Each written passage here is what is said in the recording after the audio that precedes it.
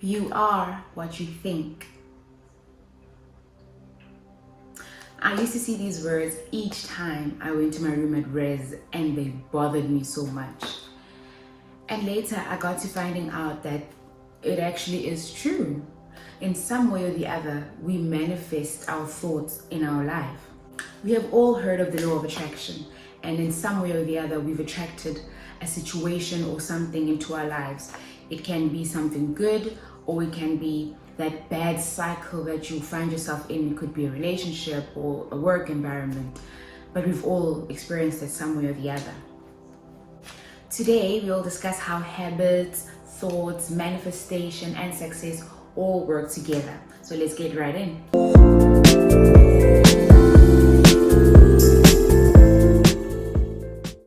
Hello beautiful souls, I'm Mommy on a Journey and welcome to my channel.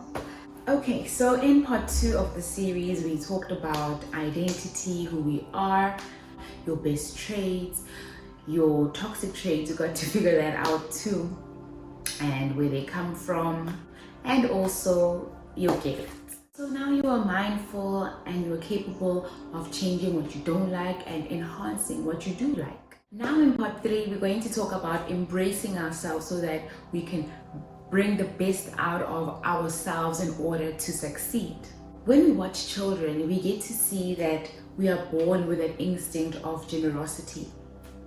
But later on, we are taught that things have limits, and this instinct soon becomes greed. There are no limits really. There is no limit to how many doctors we should have, how many musicians we should have, how many artists, chefs, designers. There's only one you. Only you can add your flair to your gift. No one else can do it like you. So in order to manifest our desires, be fulfilled and successful, we need to go back to our true nature of generosity. Generosity is a strong positive vibration. That is why in most religions and spiritual practices, we are taught to be generous and kind. And when we express generosity and we are generous, we emit a great positive energy. And when we are in this state, we are at our most attractive. We attract things and we attract people mostly in this state. But I'm going to get back to this in a moment. So now you know yourself, you know your gift, but you want to be successful. How do you do that? It starts in your mind. You need to shift your mindset and alter your core beliefs that you can bring out the best version of yourself. So I'm going to sum up how to do that in just 4 easy steps. So in step 1, you're going to think of your gift, think of what you want to achieve, your goals, and think of the type of qualities you need to have in order to achieve your goals or in order to best express or best use your gift, right? So that can be maybe stuff like you need to be compassionate, you need to be an optimist, you need to be hardworking, right? And then you're gonna go back to your list that you have written from the previous video of your identity, and then you're gonna either highlight or underline the qualities that are your best qualities and qualities that somehow work hand in hand with the list that you just wrote, or they somehow will hinder the qualities that you need, right? So let's say, for example, in your previous list, you wrote that you are vibrant, you are realist, or you're procrastinator, right? So now, how to work with the two. So let's say you're vibrant. You can use that to somehow alter it to express compassion, for example, if in your gift requires you to be compassionate. And then let's say you're a procrastinator. So now you're going to you don't want that quality, so you want to cut it out. So you're going to try and figure out a way to change it or alter it in order for you to now be a hardworking person, right? So that's step 1. Now in step 2, you create systems to create or break certain habits. So these systems will help you achieve your ideal identity or your ideal goals. So okay, I'm not going to go much into that right now because it's a whole topic on its own of creating habits and cutting habits. But please comment down below and let me know if you want me to dedicate a video to habits and how to create habits or how to break habits. But for now, all I'm going to say is that you create a system that will help you either build a habit or break down a habit. So now step 3 is manifestations. So you have your goals, you have your systems in place, you know the type of qualities you would like, you know the type of goals you'd like, and you know what will be helpful to you. Now what you need to do is basically manifest it. So in order to do this, remember earlier when I talked about emitting a great positive energy? This is where it applies. So you get into the state. So when you are in the state of gratefulness and you're in the state of being generous and it gives you these great positive feelings, in that state you are most attractive. So you, in the state, you start to visualize perhaps your ideal goals or your ideal attributes. Okay, so let me make an example. You are good at baking. That's your gift. So now you've decided that, okay, I'm good at baking. I want to be a baker. So now you've identified that you're good at baking and you've identified that you can be a baker and a very good baker at that. Now you decide, okay, what qualities does a good baker require? Let's say quality for a good baker is to be consistent. One of the qualities, you need to be baking on a regular to keep your customers happy. That's where the consistency comes to play. So one of your previous qualities that you said you are a procrastinator, being lazy, or you are messy, and it somehow hinders your ability to be consistent, which is the attribute that you actually want. So now you have to break this habit. So I'm going to use an example that applies to me. So let's use the example of washing dishes because it's something I relate to. So I mean, as a baker, you need to wash dishes and all of that. And this is what I do personally to combat the laziness. So most people will tell you, be positive, fake it till you make it. And it really doesn't work. I can't just tell myself, oh, I love doing dishes, yay.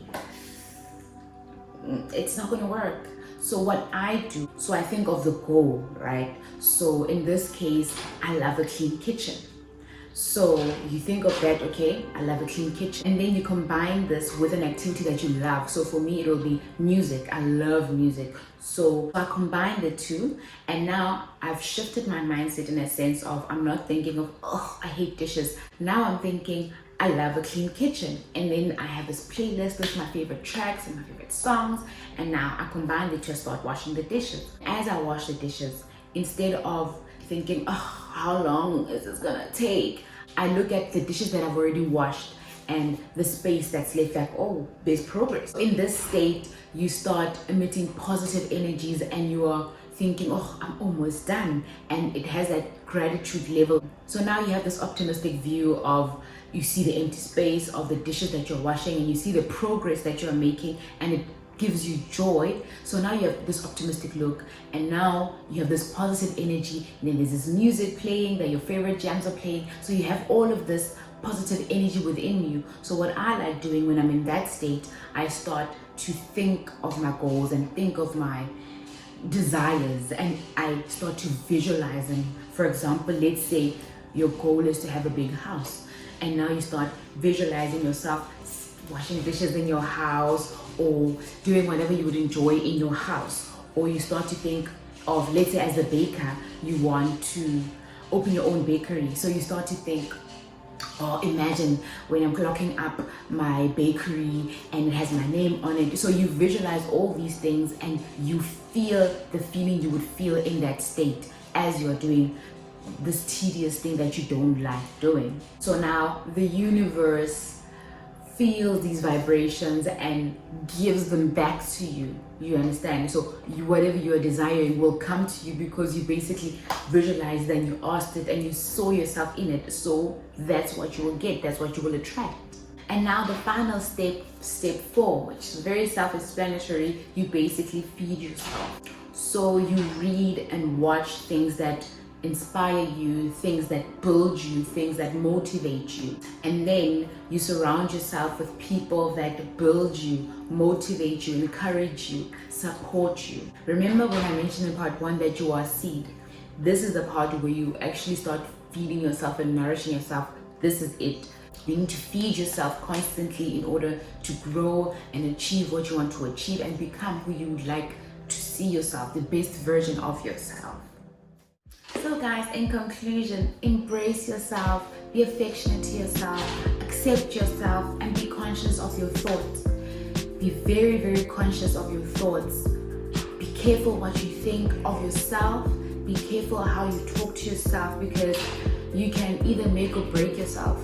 If you break yourself down, you're rude to yourself, you're critical of yourself, you're overly critical, you're overly negative to yourself, you talk bad to yourself, that can crush your spirit. And also it shows others how to treat you.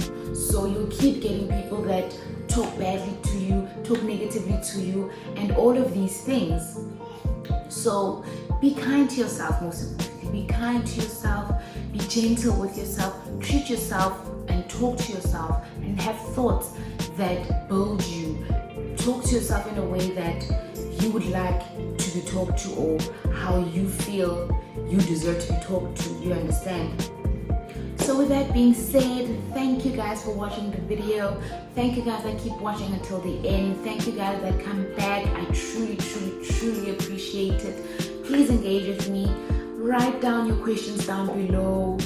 Comment of, tell me your struggles, tell me your successes, tell me what you want, what you'd like to talk about, what you want me to touch on. Let's engage, let's talk, guys. I'm here for you guys. Truly appreciate it. Please subscribe to my channel. I love you guys. Bye.